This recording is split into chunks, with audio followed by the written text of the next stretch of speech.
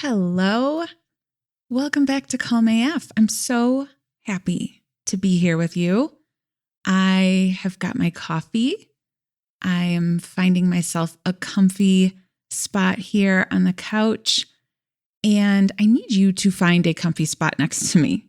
I need you to take a breath and imagine that we are sitting here together on my couch, and I've just handed you your favorite cozy warm beverage. Make sure you're comfortable because I need to tell you something that might, sting a little. I need you to hear this truth. You are wasting so much precious time, so much money, so much of your energy. You are working so hard, trying so hard to create a life where you feel mostly peaceful, that inner peace, happy-ish, because we all know life is life. What I need to tell you that you're not going to like is you're actually doing it wrong. You've been doing it wrong. I know that you hate to be wrong. I know that you do not like to make mistakes, that you are a competent and good worker. But you can either hear this or you can keep doing what you're doing and just be wrong later when you're even more exhausted, frustrated, burnt out. You can either listen to me now or you can listen to me later. That's what we're talking about today. So let's dive in.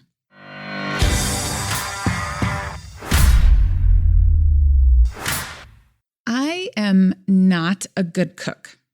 I know how to follow a recipe.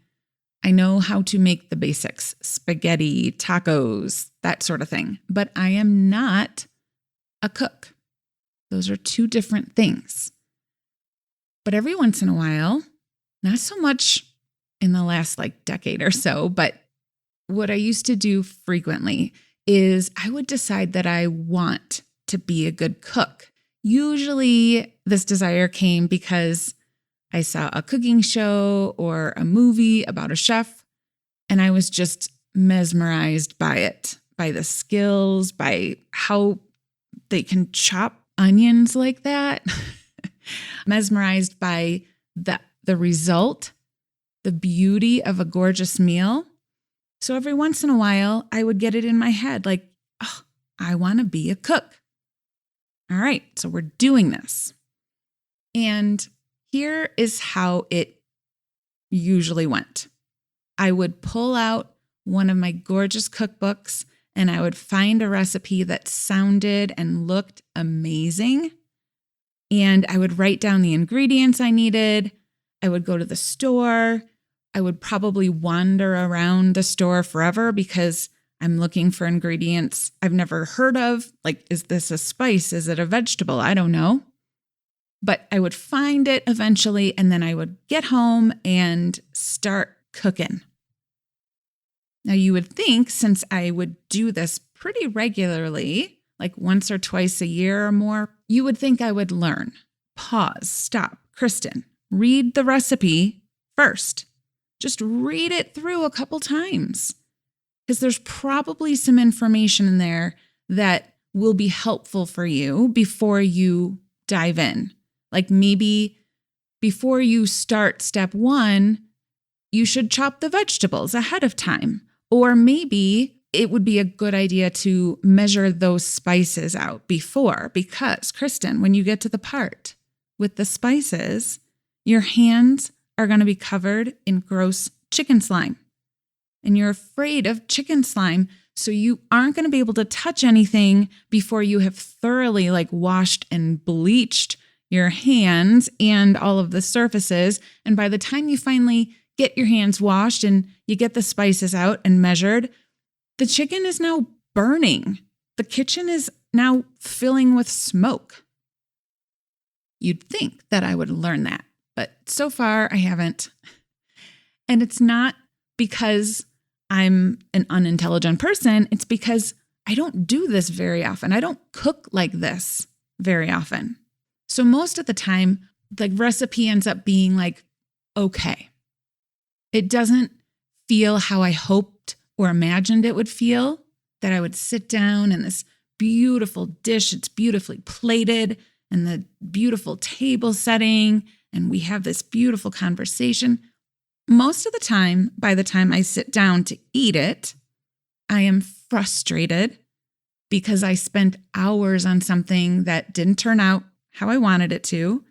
I am feeling overwhelmed because managing all these things, especially with ADHD in a very short amount of time, is not something that I am good at. And also, the kitchen looks like a bomb exploded. So that's what I'm doing after I eat this okay meal. And it's always after that I remember you can follow a recipe and buy the ingredients, but you are not a cook. Those are two different things. If I wanted to be a cook, I could. It's possible, but I would never approach it like that. If I truly wanted to become a cook, I would start at the very beginning. I would start by understanding the science of cooking. What's going on under the hood? There's that book that I think they made into a Netflix show or something. Salt, fat, heat, something. But it teaches the science behind why certain ingredients work together, what happens chemically when you add fat.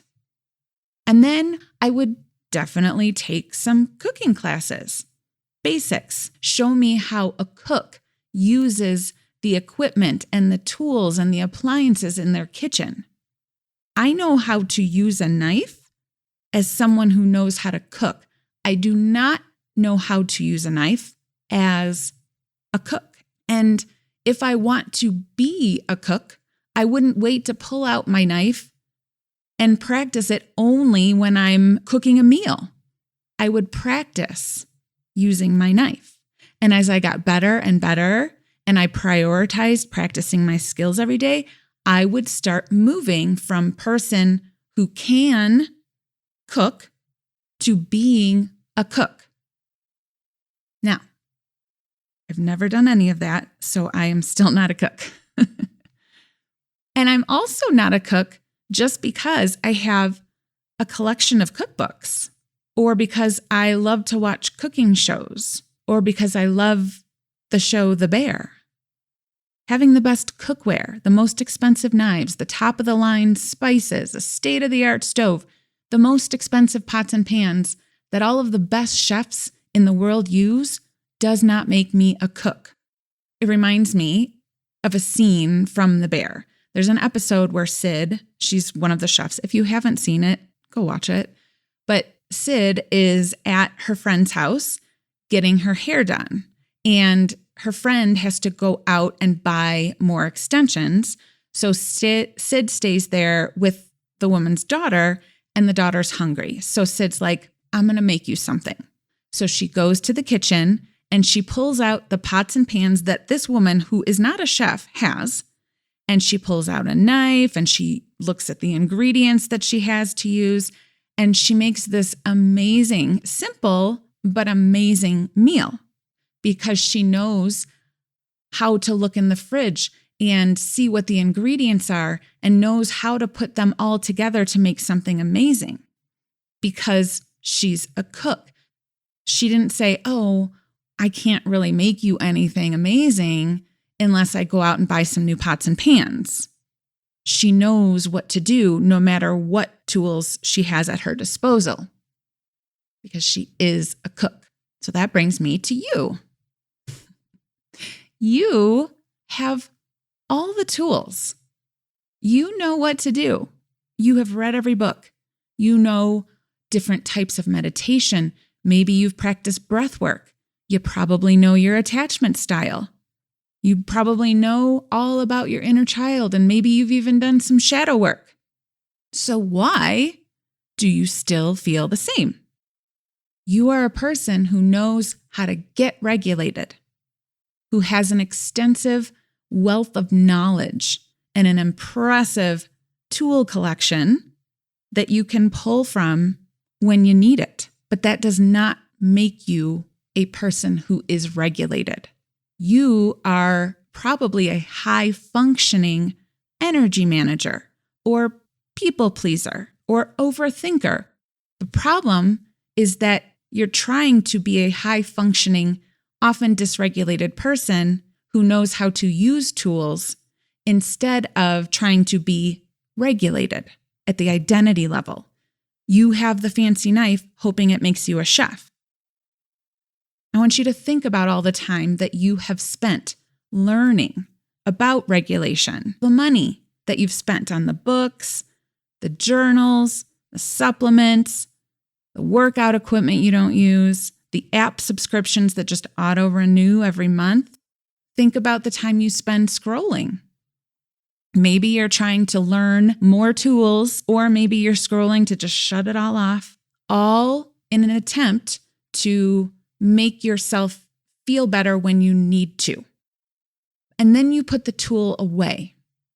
The app gets lost amongst the other apps. The book that you started reading starts gathering dust on the bookshelf. So you need another thing. So you buy that thing thinking maybe this is the answer. So you try it, kind of works for a little while, and then it goes in the cabinet with all the other expensive clutter. Just like having all the cookbooks and fancy equipment in the world doesn't make me a cook, having all these tools doesn't make you regulated. And this is why you're frustrated and confused. Because on paper, you have done everything right. No one works harder than you. You have researched, you have done your due diligence, you have studied. This makes no sense. Why is nothing working? I'm the queen or the king of working hard, of learning how to do something and then working at it until I am the best. So why can't I get this to stick?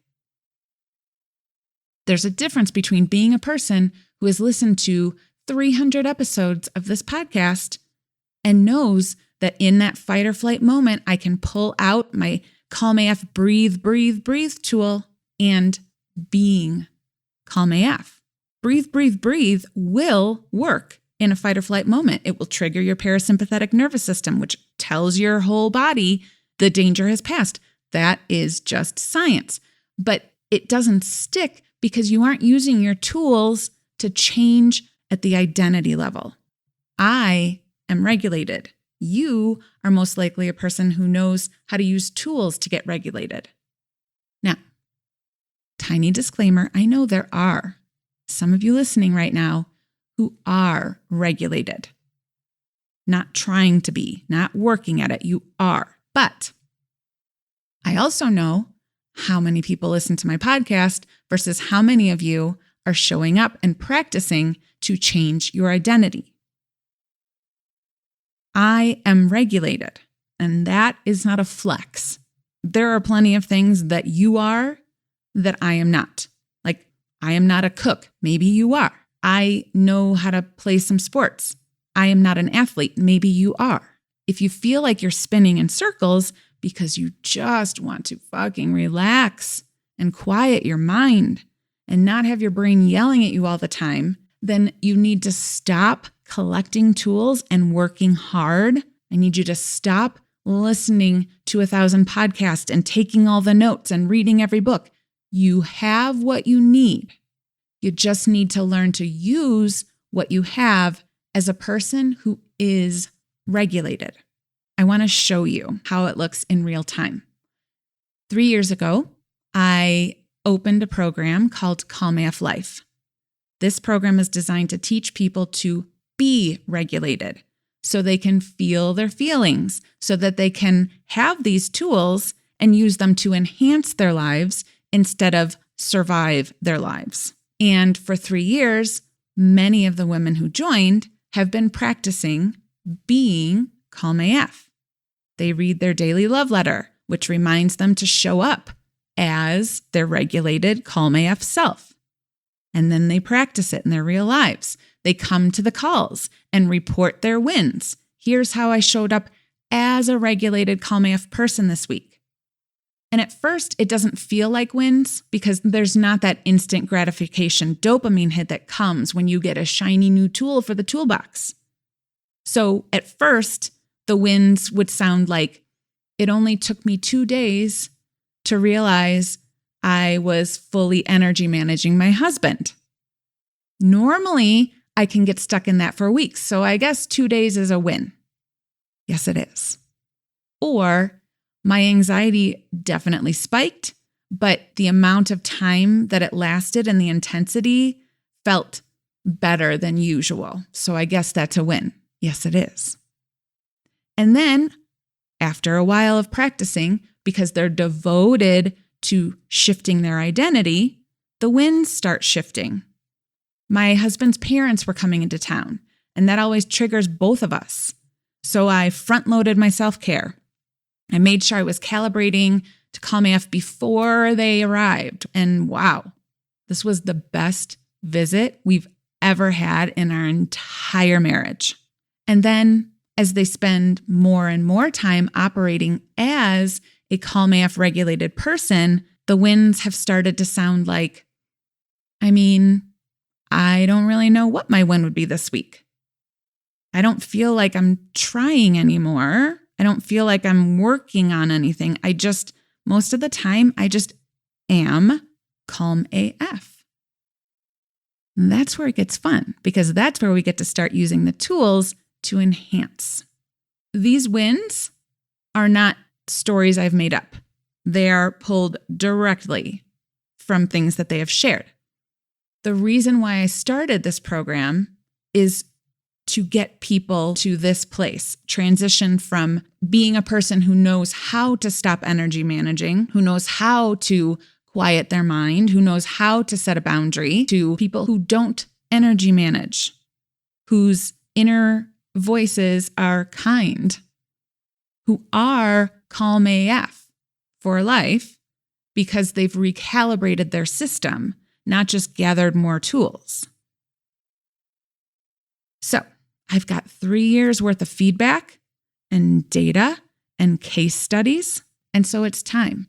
We are going to open it for a new round in a few weeks. But in the meantime, here is what I want you to do. I'm going to give you 7 of my daily love letters. These are the same love letters my Calm AF Life members get every single day. The ones that remind them to show up as their regulated self, not as someone trying to get regulated. Now, these are the same love letters, but instead of them coming to your inbox every morning, they're going to be in the form of a podcast. So you can listen to the daily love letters. You can listen to one each morning. You can listen to the same one on repeat for a week, however you need it. These love letters are not more information. They're not new tools. They are recalibration. So every time you listen, your nervous system learns, oh yeah, this is who I am now. Because the reason nothing has worked to not just get you calm, but keep you there, isn't because you need anything more. You have what you need. Now you just need to remember. Go ahead and grab that link in the show notes. Go practice being regulated. I will see you next time.